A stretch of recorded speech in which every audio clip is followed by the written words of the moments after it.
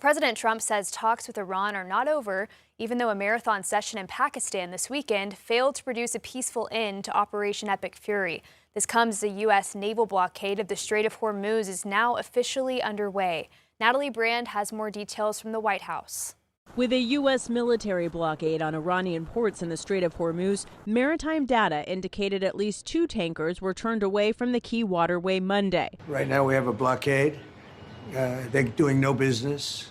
I didn't like seeing boats come out if they were doing business with Iran, but if they weren't, no boats came out. So now Iran is doing absolutely no business, and we're going to keep it that way. Iranian state TV showed U.S. Navy destroyers being monitored near the strait. Attention all vessels in Oman Sea.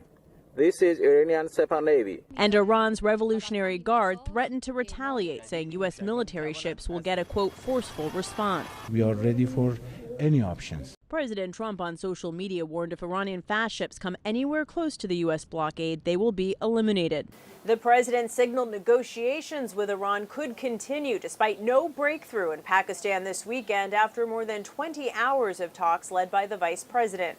We've been called this morning by the right people, the appropriate people, and they want to work a deal. They would like to work a deal. CBS News learned the key sticking points included U.S. demands that Iran stop enriching and storing uranium, a key material for building a nuclear weapon, end funding for terrorist proxies like Hamas and Hezbollah, and fully reopen the Strait of Hormuz without charging tolls. Iran will not have a nuclear weapon. And we agreed to a lot of things, but they didn't agree to that. And I think they will agree to it. I'm almost sure of it. In fact, I am sure of it. If they don't agree, there's no deal. There'll never be a deal. U.S. officials tell CBS News there's continued engagement between the U.S. delegation and Iran's leaders. One said there's forward motion on trying to get an agreement. Natalie Brand, CBS News, the White House.